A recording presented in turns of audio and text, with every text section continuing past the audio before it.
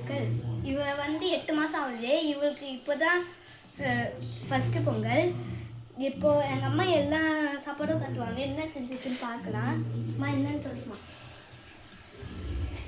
எல்லா காய்கறியும் போட்டு சாம்பார், ஏன்னா பொங்கலுக்கு எல்லா காய்கறியும் போட்டு சாம்பார் வைக்கணும்னு சொல்லுவாங்க.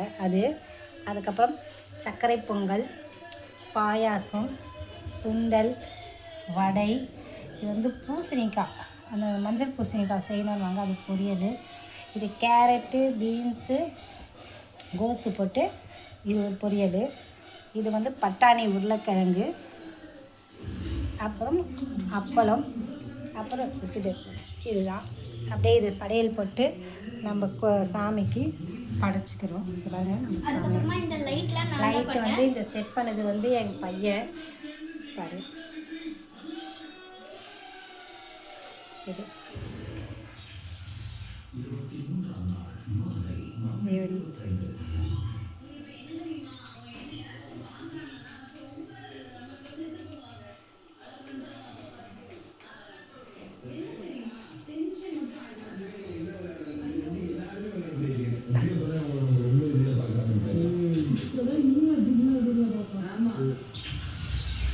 மூன்றாம் நாள் இரவு 7:20.